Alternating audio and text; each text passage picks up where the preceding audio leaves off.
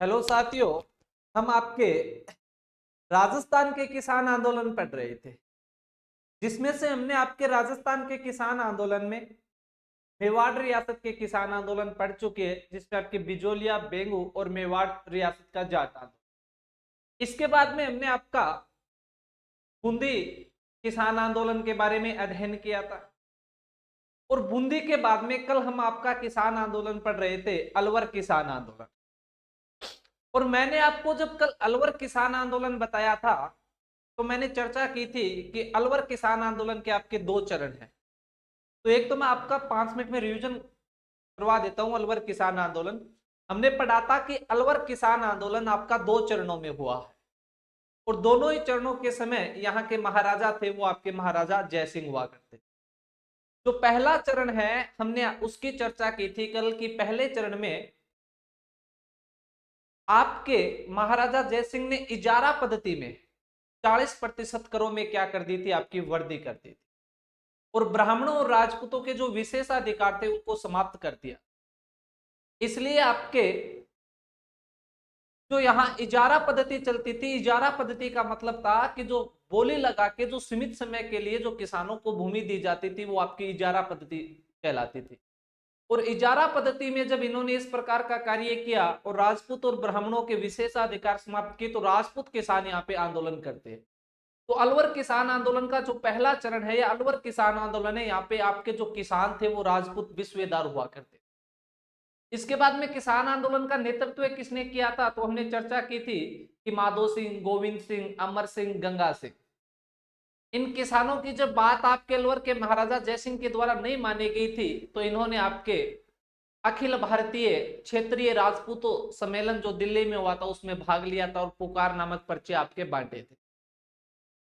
और आपके थानागाजी और बानुसर क्षेत्र में किसानों ने यह निर्णय भी लिया था कि आज के बाद हम कर नहीं देंगे और यहां पर क्रांति करेंगे। इसलिए महाराजा द्वारा एक जांच आयोग भेजा गया था 7 मई के आसपास, जिसका नेतृत्व आपके रामभद्र या रामचंद्र ओझा ने किया। ये जांच आयोग आता है, पता लगाता है क्या सच में किसान कोई ऐसा काम करने वाला है, और उसको निश्चित हो गया था कि किसान ऐसा कुछ करने वाले।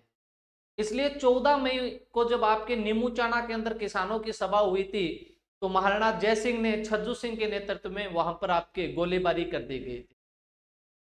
जहां पे नीमूचाना गांव जो आपके बानुसर तहसील के अंदर आता था, 800 किसानों ने उस सभा में भाग लिया था। पर छज्जू सिंह के बारे में, छज्जू सिंह ने बिना आपके सूचना दिए गोलीबारी करता है, तो लगभग 156 लोग उसमें शहीद हो गए थे। इसलिए हमने आपके छज्जू सिंह को राजस्थान का जनरल डायर भी कहा था कि राजस्थान का जनरल डायर कौन कहलाता है, तो छज्जू सिंह। इस नीमूचाना जब ये घटना हुई, तो इस घटना के कुछ अन्य नाम भी है, जैसे नीमूचाना हत्याकांड रामनारायण चौधरी ने कहा था आपके। राजस्थान का दूसरा जलियांवाला बाग हत्याकांड जो आपके रियासत समाचार पत्र में कहा गया था। दोहरी डायर शाही जो आपके महात्मा गांधी ने कही थी यंग इंडिया में, और महात्मा गांधी ने विभत्स हत्याकांड भी इसे कहा था। इसके बाद में इस घटना के जांच के लिए दो आपकी समितियां बनती है। एक तो आपके राष्ट्रीय स्तर पे, जिसका अध्यक्ष मणिलाल कोठारी को बनाया गया था, और आपके रामनारायण चौधरी को इसका उपाध्यक्ष बनाया गया था। और इस समिति ने आपके महाराजा जयसिंह को दोषी भी माना था। दूसरी समिति महाराजा जयसिंह ने आपकी बनाई थी सिर्फ फॉर्मेलिटी पूरी करने के लिए, जिसमें आपके सदस्य थे छज्जू सिंह, सुल्तान सिंह, रामभद्र, तो सिर्फ लीपा पोती करती है। और लास्ट तक आपके हमने देखा था कि 18 नवंबर 1925 को महाराजा जय सिंह वो किसानों के साथ समझौता कर लेता है, किसानों की कुछ मांगे मान लेता है। इसके अलावा प्रत्येक परिवार में जो व्यक्ति शहीद हुआ था उसे 128 रुपया मुआवजा भी दे देता है, जिसके बदौलत से किसान आंदोलन 1925 में आपका समाप्त हो गया। और इस अलवर किसान आंदोलन में प्रथम चरण में अलवर किसान आंदोलन में महिला कोई नेता थी, तो वो कौन थी, आपकी सीता देवी थी, जो रघुनाथ किसान की पुत्री थी, जो उस समय आपके नीमूचाना में भी भाषण वगैरह दिया था। तो याद रखना सीता देवी का संबंध कौन से किसान आंदोलन से है, तो आपके अलवर किसान आंदोलन। आज हमें आपके अलवर किसान आंदोलन का द्वितीय चरण पढ़ना है, जिसे आप अलवर किसान आंदोलन भी बोल सकते हो। और यहाँ पे मेव किसानों के द्वारा आंदोलन किया गया था, तो अलवर किसान आंदोलन के दूसरे चरण को मेव किसान आंदोलन भी कहा जाता है। तो आज आप हेडिंग लगाओ, तो आज आप हेडिंग लगाओगे मेव किसान आंदोलन। मेव किसान आंदोलन। इसको अलवर के द्वितीय किसान आंदोलन चरण को क्या बोला जाता है आपके? तो मेव किसान आंदोलन। क्या बोला जाता है आपके? तो मेव किसान आंदोलन इसे आपका बोला जाता है। ये हुआ कब था? तो आप इसकी देख सकते हो 1931-32 के आसपास हुआ। कब हुआ था आपके? 1931-32 के आसपास ये किसान आंदोलन हुआ था। अब वही बात, पहले हम इसके नॉर्मल जानकारी के बारे में चर्चा करना चाहेंगे कि नॉर्मल इसकी बातें क्या है। एक तो याद रखो कि किसान, कि किसान कौन से है आपके, तो आपको याद रह जाएंगे मेव। और मेव कौन होते हैं आपके? मुस्लिम, क्योंकि यहाँ पे मेव मुस्लिम किसान थे, तो मेव मुस्लिम किसान थे। इस समय अलवर का शासक कौन है? तो अलवर के शासक हो जाएंगे आपके महाराजा जय सिंह। कौन आपके? महाराजा जय, महाराजा जय। अब प्रारंभ में क्या हुआ था, इन मेव मुस्लिमों ने महाराजा जयसिंह के सामने कुछ आपकी मांगे रखी थी, जिनमें से दो मांगे आपके प्रमुख थी।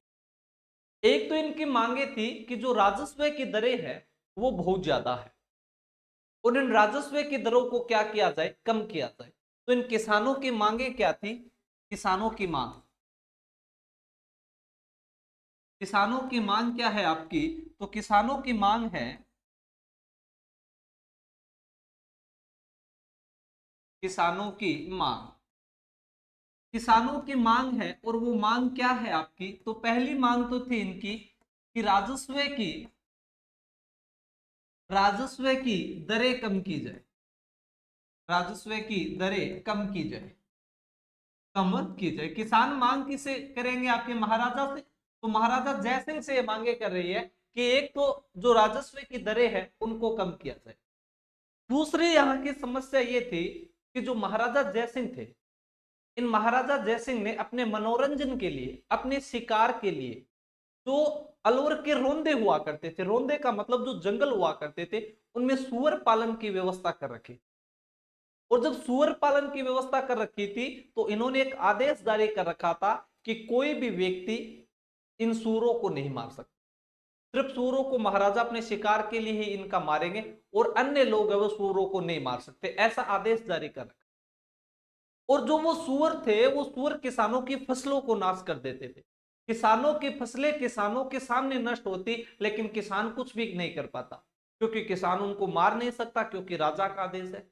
तो दूसरा, किसान ये चाह रहे थे कि जो ये सूअर है, हमें इन्हें सूअर मारने की अनुमति दी जाए। तो दूसरी मांग क्या हो जाएगी आपकी? सूअर, सूअर मारने की अनुमति, सूअर मारने की अनुमति। हमने क्या देखा है अभी आपके अलवर किसान आंदोलन के द्वितीय चरण में, जिसे मेव किसान आंदोलन करे, कि 1931-32 के आसपास हुआ। किसान कौन से? तो मेव मुस्लिम है। शासक कौन है? तो महाराजा जयसिंह है। किसानों की मांग क्या थी? एक तो कि जो राजस्व की दरें बहुत ऊंची है, इसे कम किया जाए। दूसरा आपका कि सुअर मारने की अनुमति प्रदान की जाए, क्योंकि ये सुअर किसानों की आंखों के सामने किसानों के खेतों की फसल को नष्ट कर देते थे, पर किसान कुछ नहीं कर पाते थे। क्यों? क्योंकि महाराजा जयसिंह ने इन सूअरों के पालन की व्यवस्था कर रखी थी अपने जंगलों में, अपने शिकार के लिए, अपने मनोरंजन के लिए, और आदेश पारित कर रखा था। और वो आदेश क्या था? कि कोई भी व्यक्ति इन सूअरों को नहीं मार सकता। इसलिए इन सूरों से किसान आपके ये बहुत ज्यादा परेशान थे, क्योंकि किसानों की फसलों को नष्ट कर देते, और किसान बेचारों की कौन कर सके?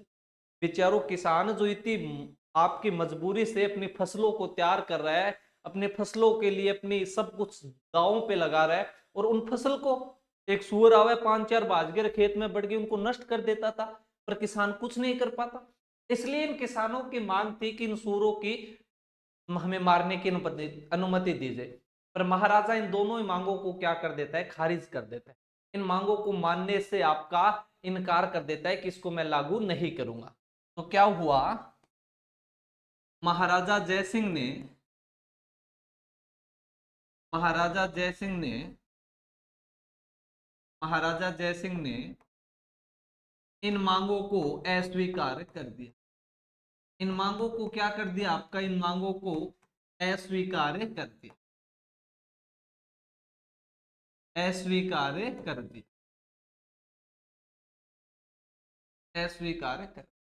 मैं आपको हमेशा एक बात कहता हूं, आप इतने डिप्रेशन में मत जाइए, मैं जो आपको पढ़ा रहा हूं आप आराम से पढ़ते हुए जाइए। हमेशा से मैं आपको एक बात कहता हूं कि आप एक लाइन याद रखा करो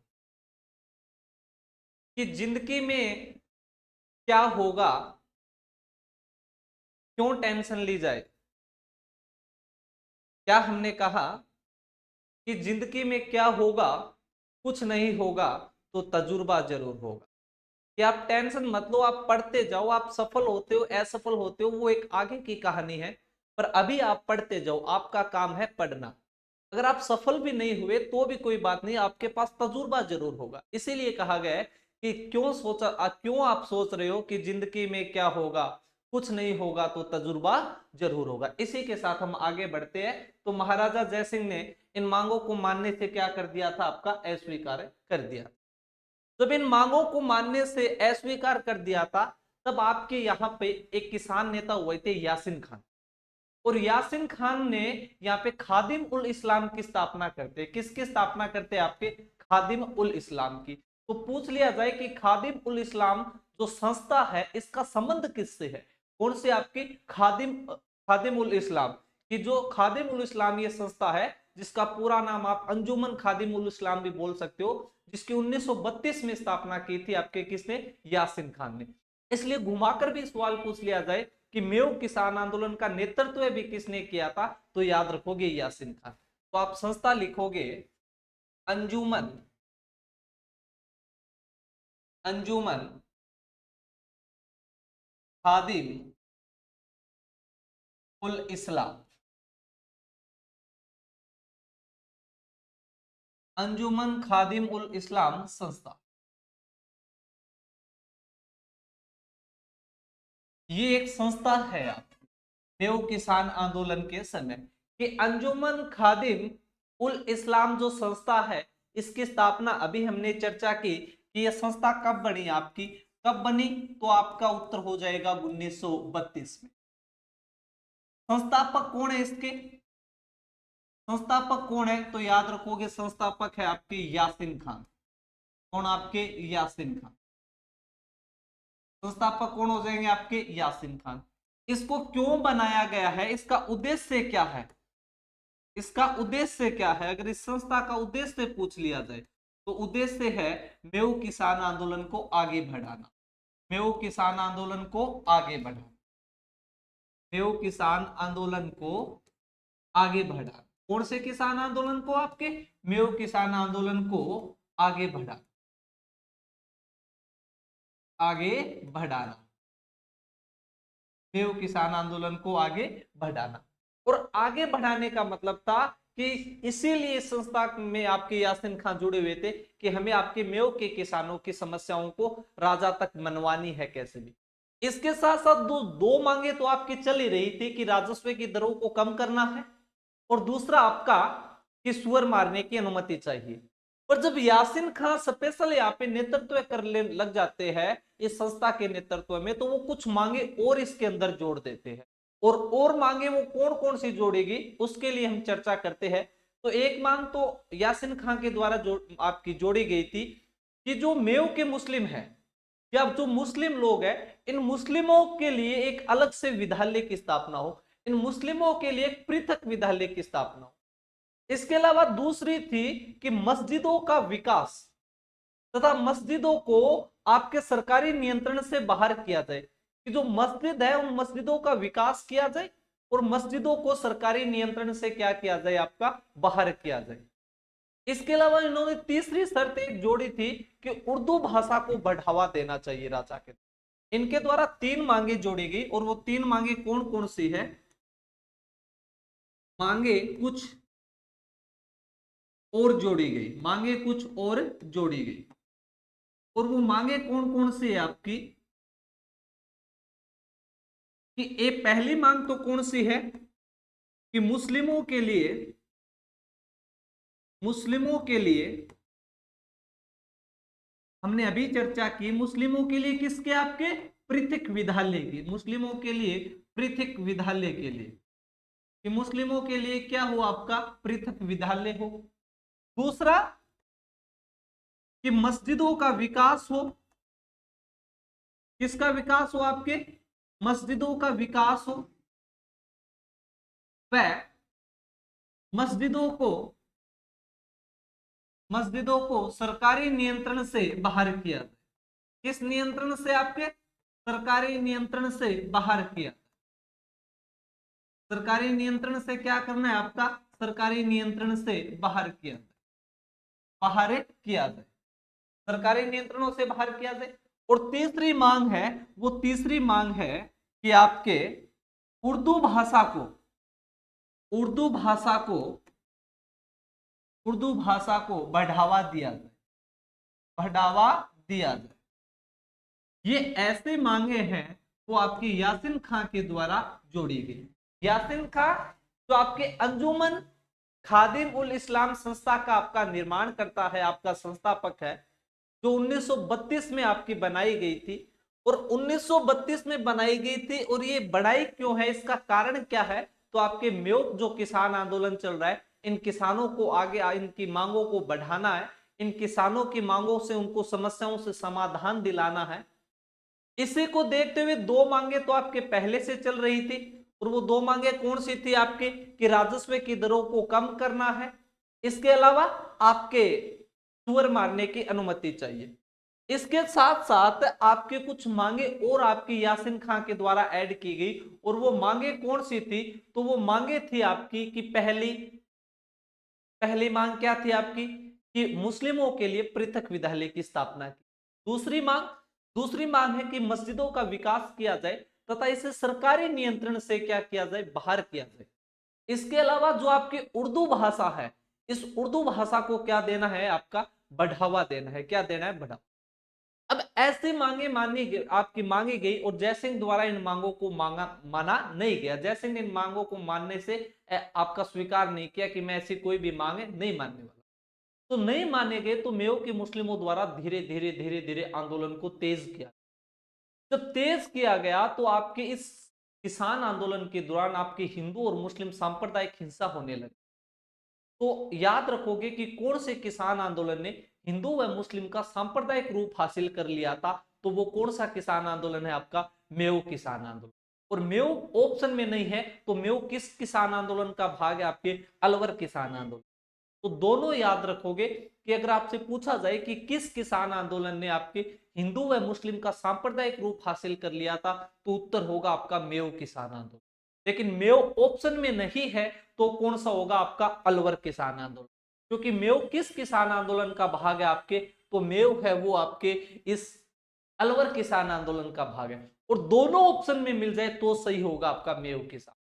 क्योंकि ये कुछ मांगे थी, मांगे जयसिंह ने मानी नहीं, स्वीकार नहीं की, इसलिए किसान आंदोलन और उग्र हुआ तो मुस्लिम और हिंदुओं के बीच लड़ाइयां होने लगी, सांप्रदायिक रूप धीरे धीरे बढ़ने लगा।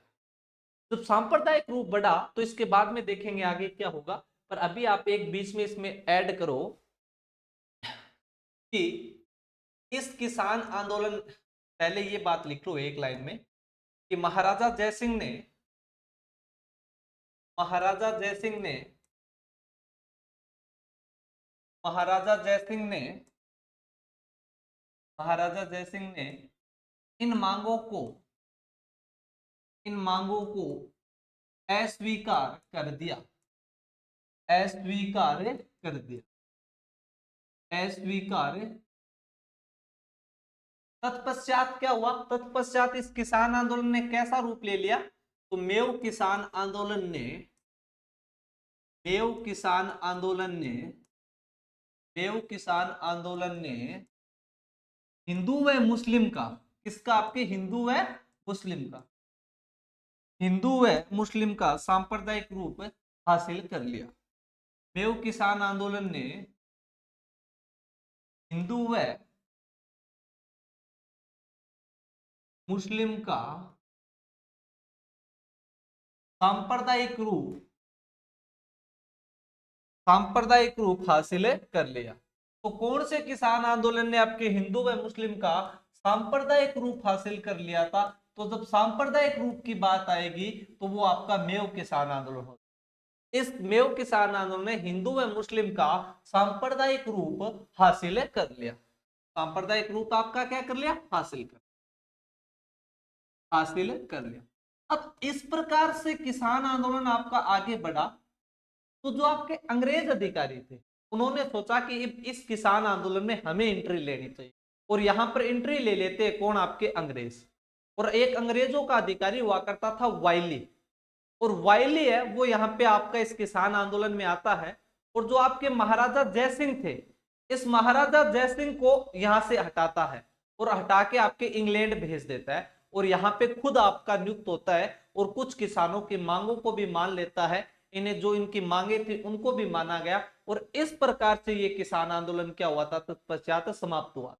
तो पूछ लिया जाए कि महाराजा जयसिंह को किस आंदोलन के कारण उनके राज्य से निष्कासित कर आपके इंग्लैंड भेज दिया गया था, तो कौन सा किसान आंदोलन हो जाएगा? तो वो किसान आंदोलन है वो आपका मेव किसान आंदोलन है। क्यों? क्योंकि एक आंदोलन धीरे धीरे आगे बढ़ा, हिंदू व मुस्लिम का सांप्रदायिक रूप हासिल किया, और अंग्रेज नहीं चाहते हैं कि इस प्रकार की कोई घटना और आपकी बढ़े, इसलिए अंग्रेज अधिकारी वाइली जो था, उस वाइली ने महाराजा जयसिंह को यहां अलवर से कहां पे भेज दिया? आपके इंग्लैंड भेज दिया, और खुद यहाँ पे कंट्रोल की जिम्मेवारी लेता है। मुस्लिम किसानों को कुछ राहत प्रदान करता है। जब मुस्लिम किसानों की मांगे मान ली गई तो ये किसान आंदोलन क्या हो गया था? आपका समाप्त हो गया था। तो एक लाइन आप लिखोगे, अंग्रेज अधिकारी अंग्रेज अधिकारी अंग्रेज अधिकारी वाइली अंग्रेज अधिकारी वाइली, ये नाम याद रखोगे आप। अंग्रेज अधिकारी वाइली महाराजा जयसिंह को महाराजा जयसिंह को अलवर से इंग्लैंड भेज दिया। अलवर से इंग्लैंड भेज दिया इंग्लैंड भेज दिया तथा किसानों की तथा किसानों की तथा किसानों की मांगे मान ली गई। किसानों की मांगे क्या की? आपकी मान ली गई। तत्पश्चात तत्पश्चात तत्पश्चात यह आंदोलन समाप्त हुआ। यह आंदोलन समाप्त हुआ। यह आंदोलन क्या हुआ? आपका समाप्त हुआ। यह आंदोलन क्या हो जाता है? आपका समाप्त होता है। तो अभी हमने क्या चर्चा की है आपकी, याद रखोगे आप कि आपका मेव किसान आंदोलन किस आंदोलन का भाग है? तो अलवर किसान आंदोलन। मेव किसान आंदोलन कब हो रहा है? आपके 31-32 के आसपास ये हो रहा है। किसान कौन से है? तो मेव मुस्लिम किसान है। शासक कौन है? तो महाराजा जयसिंह है। मेव मुस्लिम किसानों की मुख्यतः कितनी मांग थी आपकी? प्रारंभ में इनकी दो मांगे थी कि राजस्व की दरों को क्या किया जाए? आपका कम किया जाए, और सुअर मारने की अनुमति हमें प्रदान की जाए, क्योंकि ये सुअर क्या कर रहे थे? किसानों की फसलों को नष्ट कर रहे थे, पर किसान इन्हें मार नहीं पाते थे, क्योंकि राजा का आदेश था इन सुअरों को कोई नहीं मारेगा। क्यों? क्योंकि राजा ने खुद के मनोरंजन के लिए, शिकार के लिए अपने रोंदों में सुअर पालन की व्यवस्था कर रखी। पर इन दोनों ही मांगों को जो महाराजा जयसिंह थे उन्होंने अस्वीकार कर दिया। जब इस प्रकार की बातें हुई तो आगे एक संस्था बनी आपकी, अंजुमन खादिम उल इस्लाम संस्था।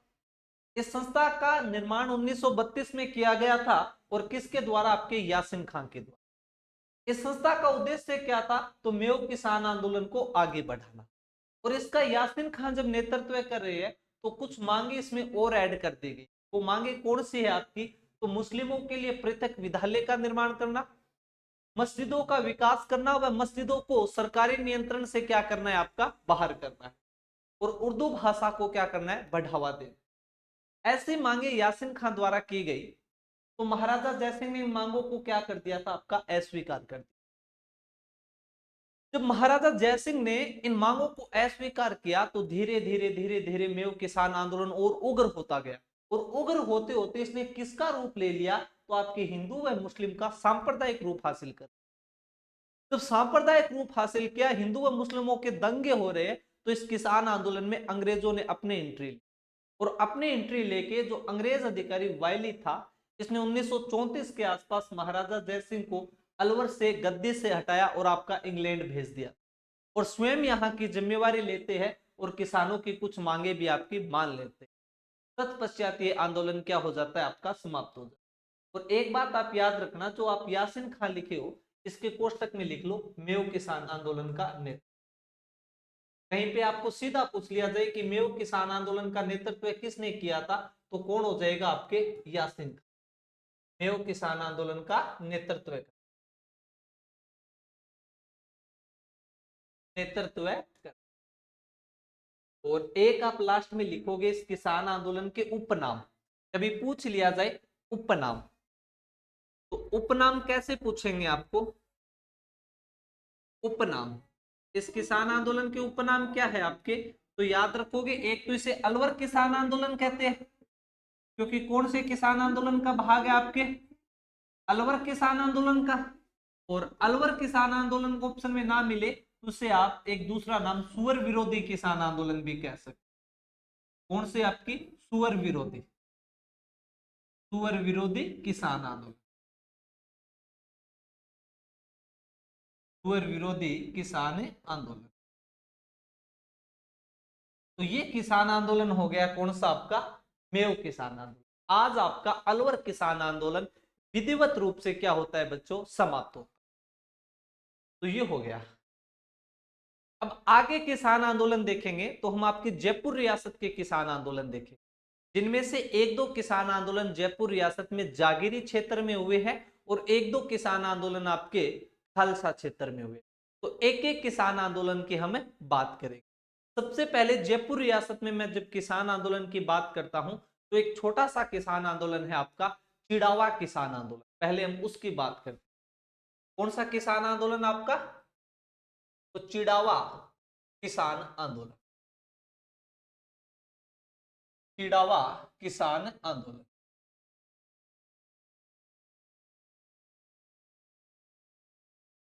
अब आपको चिड़ावा किसान आंदोलन के बारे में कभी ना कभी तो आपने पढ़ा ही होगा, क्योंकि जो चिड़ावा किसान आंदोलन है ये सीधा आपके एक दो सवाल बनाएगा।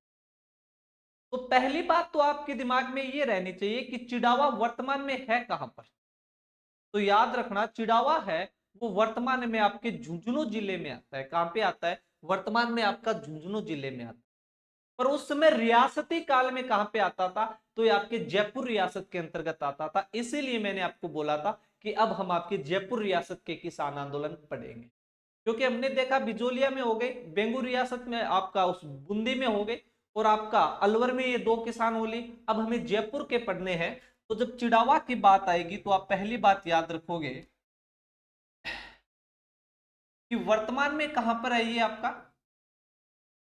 तो वर्तमान में है ये आपका झुंझुनू में। कहां पर, आपके झुंझुनू। चिड़ावा वर्तमान में कहां पर आता है, आपके झुंझुनू में। अच्छा, रियासती काल में किस रियासत का भाग है आपके, तो रियासती काल में, तो रियासती काल में अभी हमने चर्चा की कि रियासती काल में किस रियासत का भाग है आपके, तो जयपुर रियासत का। किसका, आपके जयपुर रियासत का। जयपुर रियासत को हम क्या बोलते हैं, आपकी आमेर रियासत। इसी को क्या बोलते हैं, आपके डुंडाड़ रियासत। ये हमने सारी बातें की थी। इसके बाद में सर ये रियासती काल में जयपुर रियासत में तो आता है, पर उस समय जागीर में कौन सी में आता था। तो याद रखना, जब जागीर पूछा जाए कि चिड़ावा कौन सी जागीर में आता था, तो जब जागीर की बात आएगी, क्योंकि एक रियासत जयपुर है, जयपुर में छोटी छोटी जागीर आपकी बंटी हुई थी, तो उन्हीं में से एक जागीर हुआ करती थी आपकी खेतड़ी। और उस खेतड़ी में, खेतड़ी जागीर में एक जगह पड़ती है कौन सी, आपकी चिड़ावा। तो वर्तमान में आपके झुंझुनू में है। रियासती काल में जयपुर रियासत का भाग हुआ करता था, और कौन सी जागीर के नियंत्रण में आता था, तो आपके खेतड़ी जागीर में।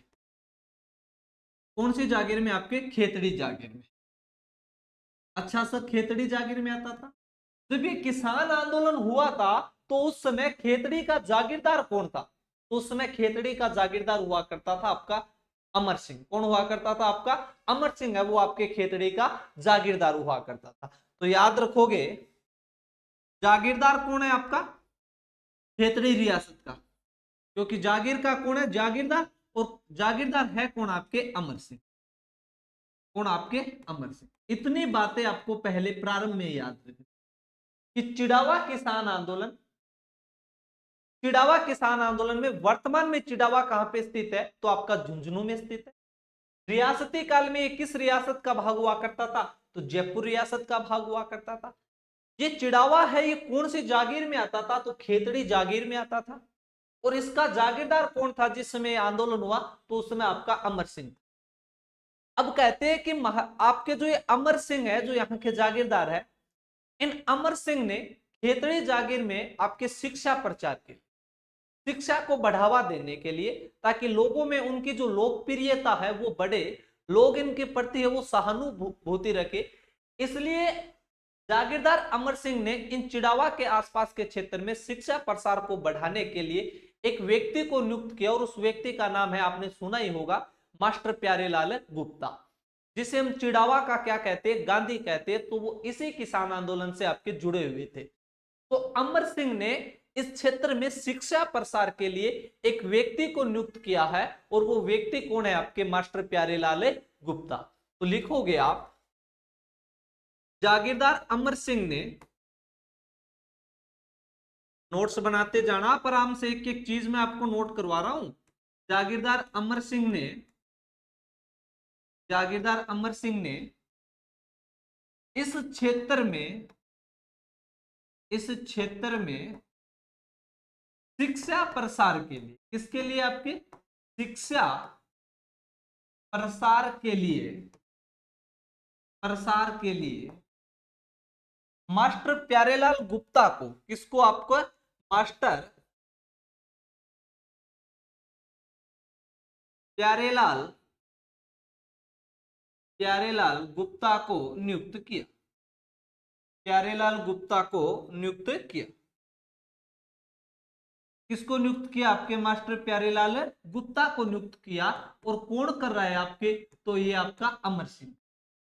जब मास्टर प्यारेलाल गुप्ता को यहाँ पे आपका नियुक्त किया गया, तो जब मास्टर प्यारेलाल गुप्ता आते और देखते हैं कि सच में यहाँ के किसानों का शोषण बहुत हो, अमर सिंह है वो सिर्फ शिक्षा का नाम कर रहा है, लेकिन सच में वो यहाँ के किसानों पे बहुत ज्यादा अत्याचार कर रहे हैं, बहुत ज्यादा किसानों का वो क्या कर रहा है? आपका शोषण कर रहा है। तो कहते हैं कि जो मास्टर प्यारेलाल गुप्ता थे, वो धीरे धीरे इन किसानों की समस्याओं के समाधान की ओर आपके बढ़े, किसानों की सहायता करते थे, किसानों की हेल्प करते थे। जो जागीरदार उन्हें पेमेंट देता था, उस पेमेंट को भी वो किसानों को दे देते थे कि तुम अपनी समस्याओं के लिए, किसी किसान के कोई समस्या और मास्टर जी से आगे कहता कि मांड साहब हमारे आज समस्या है, थोड़ी हेल्प करो, तो आपके वो उनकी आर्थिक सहायता भी करते थे। अपने जो जागीरदार उनको पैसा देता था, वो पैसे उनमें से कुछ पैसे उन किसानों को भी दे देते। इसलिए मास्टर प्यारेलाल गुप्ता इस क्षेत्र में धीरे धीरे आपके लोकप्रिय, और मास्टर प्यारेलाल गुप्ता चाहते थे कि मैं इन किसानों की समस्याओं को समाधान करूं। इसलिए उन्होंने इस क्षेत्र में कुछ ऐसे लोग ढूंढे जो धनाढ्य लोग थे। लगभग 7 लोग थे और स्वयं 8 में। इन 8 लोगों की आपके ये मास्टर प्यारेलाल गुप्ता ने एक समिति बनाई, और वो समिति है आपकी अमर सिंह सेवा समिति। तो अमर सिंह सेवा समिति का संबंध कौन से किसान आंदोलन से? चिड़ावा किसान आंदोलन। जागीरदार के नाम पर इस समिति का नाम क्या रख दिया? आपका अमर सिंह सेवा समिति।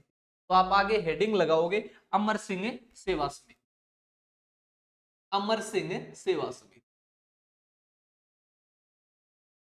अमर सिंह सेवा समिति, अमर सिंह सेवा समिति। अमर सिंह सेवा समिति कब बन रही है आपकी? अमर सिंह सेवा समिति कब बन रही है? तो 1922 ईस्वी को। कब आपके? 1922। संस्थापक कौन है आपके? तो याद रखोगे संस्थापक है आपके मास्टर प्यारेलाल गुप्ता, मास्टर प्यारेलाल, प्यारेलाल गुप्ता। यह समिति बनाई क्यों गई है? इस समिति का उद्देश्य क्या है? उद्देश्य क्या था आपका? मास्टर प्यारेलाल गुप्ता क्या चाहते हैं? किसानों को शोषण से मुक्त कराना चाहते हैं, किसानों की समस्याओं से उन्हें समाप्त करना चाहते हैं। तो कि क्या है आपके? किसानों को शोषण से मुक्ति दिलाना। किसानों को क्या करना है? शोषण से क्या दिलानी है आपकी? शोषण से मुक्ति दिलाना, मुक्ति दिलाना। इसके अलावा इसमें कुल सदस्य कितने हैं ये भी याद रखोगे। इनमें कुल आपके 8 सदस्य थे। कितने सदस्य? आपके 8। और वो भी आपके मास्टर प्यारेलाल गुप्ता सहित। गुप्ता सहित कितने सदस्य? आपके 8 सदस्य। जब ये समिति बन जाती है और समिति ने अपना धीरे धीरे धीरे धीरे काम करना आपका स्टार्ट किया, तो जब काम करना स्टार्ट किया तो इस सूचना आपके धीरे धीरे गई अमर सिंह के पास। और अमर सिंह को लगा कि जो मास्टर प्यारेलाल गुप्ता है वो सही नहीं कर रहा, वो जनता के बीच है, वो मेरी छवि को खराब कर रहा है। इसलिए कहते हैं कि 1922 में ही आपके जागीरदार अमर सिंह इस अमर सिंह सेवा समिति को गैर कानूनी घोषित करते, इन 8 सदस्यों को गिरफ्तार करते। और गिरफ्तार क्या करते? इन्हें घोड़ों के पीछे बांध के इनको घसीटते हुए ले जाते हैं और आपके खेतड़ी की जेल में ले जाकर डाल देते कि तुमने मेरे खिलाफ कार्य किए। ना इनको भोजन दिया जाता है, ना पानी दिया जाता है, इनकी दुर्दशा की जाती है। जब इस प्रकार का कार्य किया तो आपके जैसे सेठ दामोदर दास राठी है, आपके वेणुगोपाल डालमिया है, केसरी सिंह बारट है, इन सभी लोगों ने पत्र लिखे थे। किसको? आपके जागीरदार अमर सिंह को कि जागीरदार तुम मास्टर प्यारेलाल गुप्ता को रिहा करो। पर मास्टर प्यारेलाल गुप्ता को रिहा करो, पर अमर सिंह के कोई फर्क नहीं पड़ा। जब अमर सिंह के कोई फर्क नहीं पड़ा तो जनता ने खेतड़ी के महल को चारों तरफ से घेर लिया था। और जब चारों तरफ से इसको घेर लिया गया, ऐसा कार्य किया गया, तो फिर आपके जागीरदार अमर सिंह द्वारा इन मास्टर प्यारेलाल गुप्ता और इन 7 सदस्यों को भी क्या कर दिया गया था? रिहा कर दिया गया। तो हमें याद रखना है अमर सिंह सेवा समिति कब बन रही है? 1922 में। संस्थापक कौन है? मास्टर प्यारेलाल गुप्ता। उद्देश्य क्या है? किसानों को शोषण से मुक्ति दिलाना। और सदस्य कितने हैं? 8। इसके बाद में आप लिखोगे 1922 में 1922 में अमर सिंह द्वारा 1922 में अमर सिंह द्वारा इस समिति को गैर कानूनी घोषित किया गया। गैर कानूनी घोषित किया गया। क्या किया गया? आपका गैर कानूनी घोषित किया गया। गैर कानूनी घोषित किया गया वह गैर कानूनी घोषित किया गया वह सभी सदस्यों को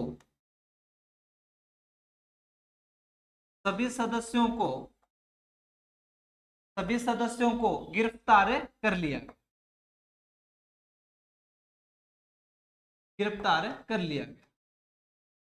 अब सभी सदस्यों को क्या कर लिया गया? आपका गिरफ्तार भी कर लिया गया। और जैसे मैंने बताया था कि घोड़ों के पीछे बांध के इन्हें आपका घसीटा गया, इनके साथ बुरा व्यवहार किया गया और इन्हें जेल में डाल दिया।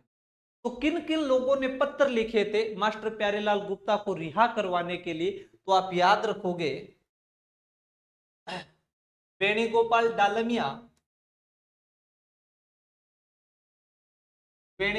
डालमिया, केसरी सिंह बारट, इनका नाम आप याद रखना, पूछ सकते हैं। केसरी सिंह बारट, सेठ दामोदर दास राठी,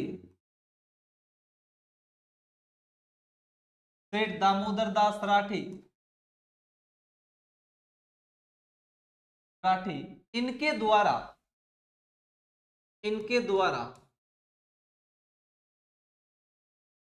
द्वारा मास्टर प्यारेलाल गुप्ता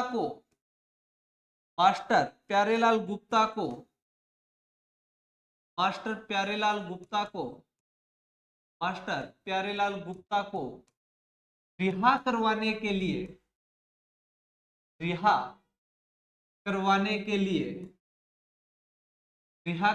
लिए क्या किया? आपके रिहा करवाने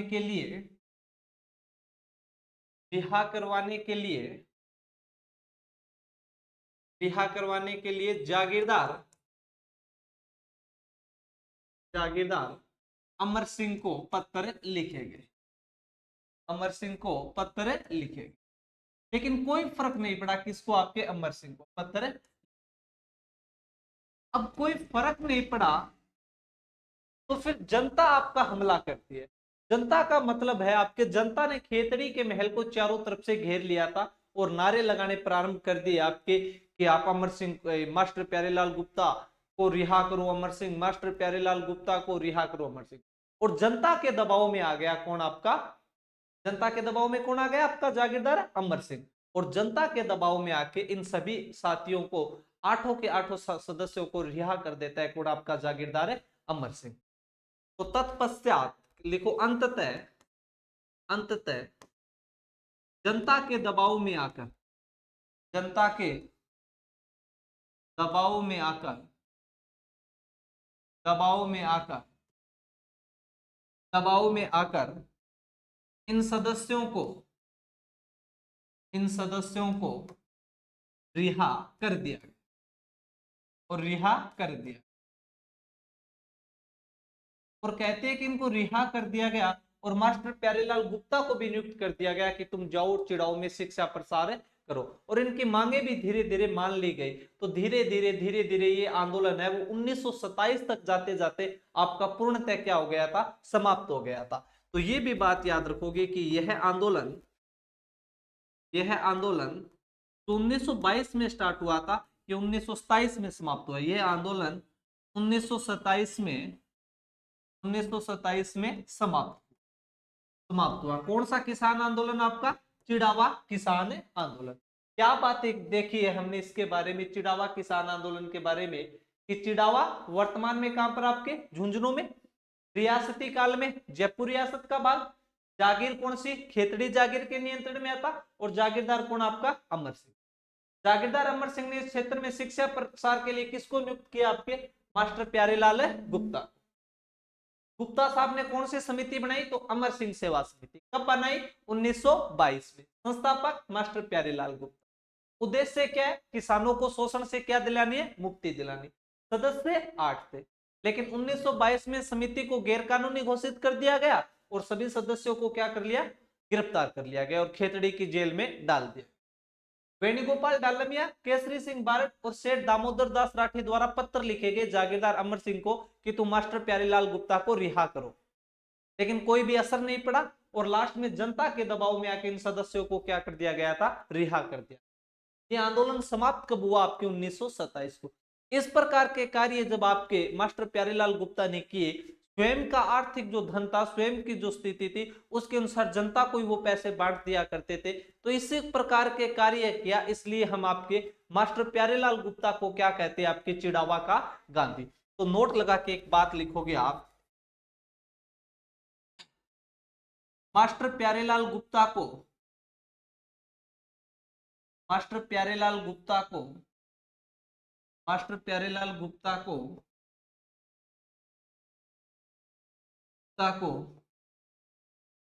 चिड़ावा का गांधी कहा जाता है। चिड़ावा का क्या कहा जाता है, आपके गांधी कहा जाता है। ये सवाल बार बार पूछा जाता है कि चिड़ावा का गांधी किसे कहा जाता है, तो मास्टर प्यारेलाल गुप्ता। धन्यवाद साथियों, जय हिंद जय भारत।